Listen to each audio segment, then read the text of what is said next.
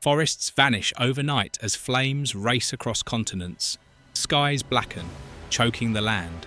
Yet beneath the waves, life still stirs, safe, hidden, and waiting while Earth above turns into a graveyard. This was the only time in history that water was safer than land. Welcome to the late Cretaceous era, some 66 million years ago, when the sky itself became a weapon. A mountain-sized asteroid, moving faster than a bullet, slammed into the Yucatan Peninsula. In seconds, energy equal to billions of nuclear bombs was unleashed. Forests ignited instantly, vaporized rock rained from the heavens, and shockwaves flattened entire continents. For life on land, there was absolutely no escape. Firestorms raged across the globe, fueled by falling debris that turned the atmosphere into a furnace.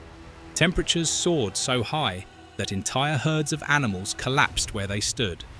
In coastal zones, the impact triggered tsunamis hundreds of feet tall, tearing apart everything in their path.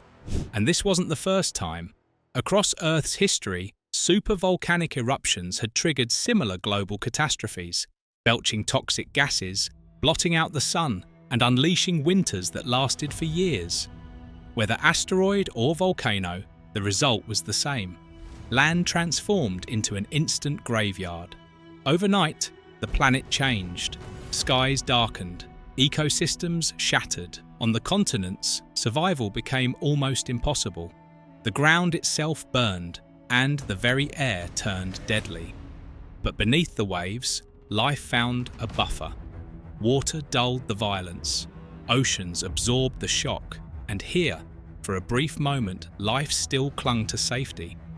Surprisingly, while land burned, it was the ocean still held a fragile promise. You see, beneath the waves, the story was different. Water acted as Earth's great shield. While continents smoldered, the oceans absorbed the planet's fury. Heat dissipated more slowly here. Ash and soot settled on the surface, but the depths remained untouched. Sure, the marine ecosystems bent, but did not break. Schools of fish continued their migrations. Coral reefs dimmed under the shadowed skies, yet life within them carried on. Even as the land's food chains collapsed overnight, the ocean's webs of plankton, fish, and predators endured. In shallow coastal zones, however, survival was fragile. Tsunamis scoured shorelines, and falling debris poisoned the upper layers. But just a little deeper, safety returned. The sheer mass of water insulated countless species from the chaos above. Sharks, already ancient survivors, cruised unshaken. Crocodilians found refuge in brackish estuaries. Even fragile ammonites clung on for a time. Here, evolution's lifeline continued, worn thin but unbroken. But the seas did not escape untouched. Acid rain and poisoned runoff seeped into their margins. Yet compared to the annihilation on land, the oceans were havens, sanctuaries where life found time, and time meant survival. Yet while oceans sheltered life, the skies above turned utterly hostile. How bad was it really? In the weeks after impact, Earth's atmosphere became a weapon of destruction. Vast plumes of soot and vaporized rock spread across the globe, blotting out the sun. Days turned to darkness. Temperatures plunged as sunlight was sealed away and the rhythm of seasons shattered. On land, survival became impossible. Without warmth or light, ecosystems collapsed with terrifying speed. The very air became toxic. Ash and sulfur particles filled every breath, searing lungs and poisoning blood. Animals that had escaped the first firestorm soon fell to suffocation.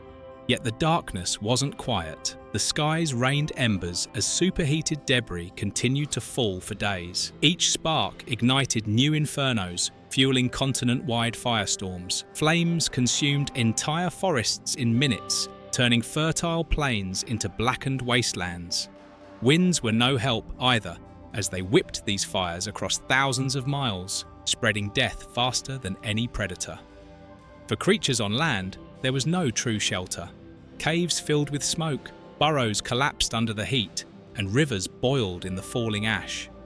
The atmosphere itself, the very thing life relied upon, had become its executioner. The world was changing into something alien, and this too was only the beginning of the collapse. Because when the skies went dark, the green world followed swiftly. Without sunlight, photosynthesis ceased. Leaves shriveled, forests collapsed, and the once lush green skin of the continents faded to brown and grey. For plants, there was no reprieve. Without light, there could be no growth, oxygen, and eventually no food. Because of that, herbivores were the first to fall. Herds that once roamed in abundance now collapsed in the shadows, weakened by hunger. The great grazers of the Cretaceous, like hadrosaurs, ceratopsians, and armored giants, perished not by fire, but by famine. Predators soon followed. Tyrannosaurs, raptors, and other hunters stalked the empty plains. With nothing left to hunt, they too starved. The largest carnivores, once apex rulers of the land, fell hardest, their power rendered meaningless in a world without prey. Scavengers obviously lingered or even flourished a little longer, feeding on corpses scattered across the wastelands. But then, even carrion ran out. The silence that followed was heavier than the firestorms. It was the silence of ecosystems dying, of food chains snapping one link at a time. The land, once alive with motion and sound, became a graveyard of hunger. And yet, the worst was still to come. Amid famine and fire, Earth's greatest creatures made their final stand. That's right, dinosaurs that once ruled every habitat now stumbled through ash-filled landscapes in search of food. The great horned ceratopsians, the armoured ankylosaurs, even the most towering and feared ones all weakened, scavenging carcasses that grew scarcer by the day. Smaller reptiles and birds sought shelter in burrows and hollows, clinging to warmth and scraps of seed. Mammalian ancestors, still tiny and overlooked, gnawed on insects and roots, enduring in silence while giants around them fell. But for most, these strategies offered only days, not salvation. The rivers ran black with ash. The strongest predators, masters of claw and tooth, could not overcome an enemy as relentless as hunger. Entire lineages that had endured for millions of years ended in weeks. Beneath the waves, the story took a different turn. Sharks still hunted, and fish still swam in schools. Deep-sea life continued almost untouched, shielded by the ocean's depth and stability, preserving a flicker of continuity, or an unbroken thread of survival, if you will. While on land, the age of giants by now had ended. Only a handful of survivors carried evolution's flame forward. When the smoke finally began to clear, the damage was irreversible. The age of dinosaurs had ended, but life itself had not. In the oceans, survivors endured battered, some unchanged, but all carrying the genetic blueprints that would shape Earth's future. The crocodilians, semi-aquatic masters of patience that lingered in the margins. Their bodies have remained unchanged for millions of years. Sharks, honed by deep time, swam unchallenged through seas that no longer echoed with the shadows of marine reptiles.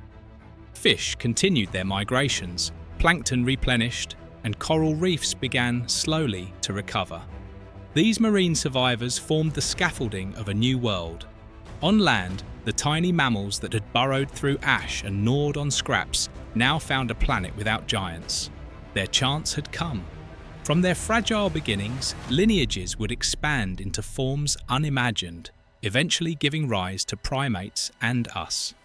The oceans had done more than shelter life. They had preserved possibility. Within their depths, the continuity of evolution remained unbroken. Even in Earth's darkest hour, the seas had carried the story forward, ensuring that from the ashes of extinction, new life could rise. But one haunting question lingers. Could it happen again? Let us know what you think in the comments.